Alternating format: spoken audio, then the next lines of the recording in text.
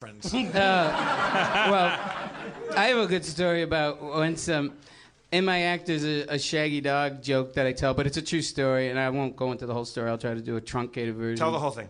All right. I don't know if you ever heard the airplane story. It is a true story. I was on a flight going from Los Angeles to New York, and midway through the engine blew up.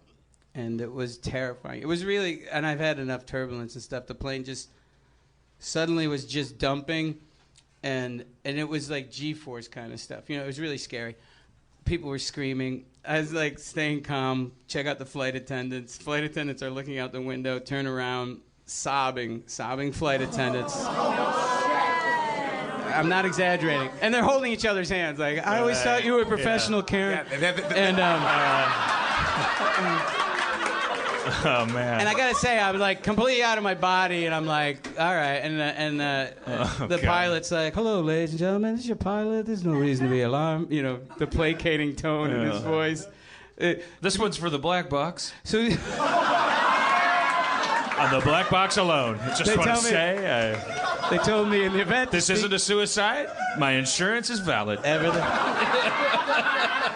And I am of sound body and mind. when we got on, Dimitri Martin was on the flight, and we were dying. Dimitri Martin. Because we're sitting there. And Dimitri's looking out the window going, if a landscape is well, a horizon, then a horizon forms the letter H. But he says, no, we just, after we survived this, we both kept going, there's no reason to be alarmed. Because the guy kept saying that every time. Don't be afraid. There's no reason to be alarmed. So, and I'm like, this is the time too, you know, that's not comforting. If the guy was like going, holy fuck, you know, I go, oh, this guy's in it. You know, he's in it. Right. You know. Or if he said like, okay, this is fucked up for me too, but That I would be got comforting. this. Yeah. Or, look, I'm going to try some shit I learned in pilot school. Yeah. I'm not making any promises. Yeah. Everybody get up, move to the left of the plane. I'm gonna freestyle. Okay. Or if he said, okay, here's a final refinement on that. He goes, the bad news is all bets are off in terms of like FAA and everything. The good news is that means I get to do whatever the fuck I want. And ladies and gentlemen, I'm fucking good. Or if he's just like, smoke. Go ahead and smoke. Yeah. Smoke him if you fucking got him. Yeah. Light it up. Kiss a stranger. Rub one out in your seat. Because everybody. it's anybody's game. Turn to your neighbor and just go down. So, If you're an atheist and you've ever fantasized about throwing your baby like a football, now would be the time to do it. No one will ever know. no reason to be alarmed. You got a 15-second window to spike that baby and do this. So, Think about all the times it kept you up all at I can 3 say, a.m. all I can say is this is 100% true. The other people on the flight was a good portion of the United States Special Olympics team. This is relax. Just let me finish the story. I'm not. It was 45 men and women in red, white, and blue running suits with medals. So if it wasn't the Special Olympics team, it was a really big hip hop group with Down syndrome. So. This isn't Buried the lead, yeah. This isn't. That's the title of this episode, by the way.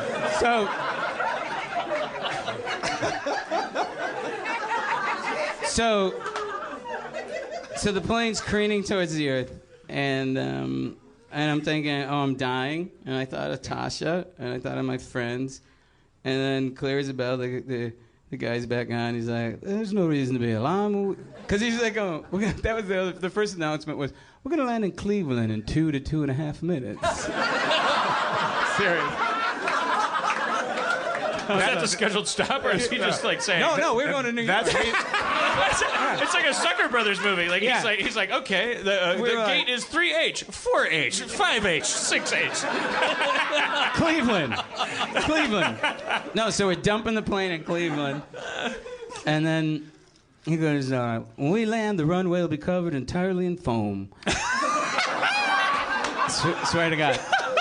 At the very end of the runway will be a fire truck.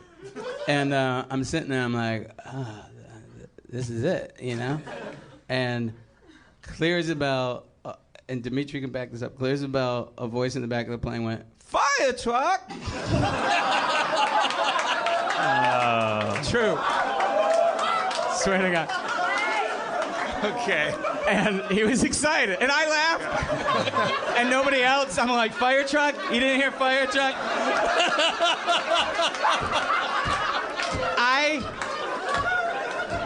I went. Because that was the moment I went from atheist to agnostic. I was like, you know what? There really might be some sort of higher deity. There's in a this possibility. World. Yeah, there's a possibility. maybe there's a higher power. And I know, There also might be some apples. Apples. And I know people that go, they're like, and when I tell this story, people of course come up to me, but the thing is like I know plenty of people have mentally challenged folks in their family or they work with them, but if you don't think they say or do anything funny, you're denying that they're human beings, because that's the funniest fucking thing I've ever heard another human being say. Firetruck. And the tag is, I was always trying to figure out like who was going to get top billing if the plane crashed. Was going to say, Special Olympics team dies in fiery crash. Also on board, 80s comedian Bobcat Goldthwait. Or Bobcat Goldthwait Special Olympics team. And you go, yeah, I was right. So, the second time I tell that story, it is a 100% true story. The second time I tell that story, I'm into my act about 10 to 15 minutes, and this woman gets up, and it's because I didn't have that tag that deflected. She goes, my son is, and she's all upset because and she storms out, and she makes a point, and then goes to the door, and that door's locked, so then she has to come back through, and it's horrible, and she's got a table full of friends, and I was really into my act, seriously, 10, 15 minutes, and I go, is that lady gone? I go, is she really gone? Is she out of the building? They go, yeah. I go, all right. Look, I'm not going to do my act, and he doesn't know this, but here's my friend, Robin Williams. Robin, come up here and finish this act. And so he comes up, and he does like an hour of stand-up. Wait, was she gone? Or was she was gone. Okay. So then I come back, and I go, all right. Text your friend right now. Let her know what happened. So because she's like, oh, what happened after I left? Well, he left and Robin Williams did an hour. I hope you made your point.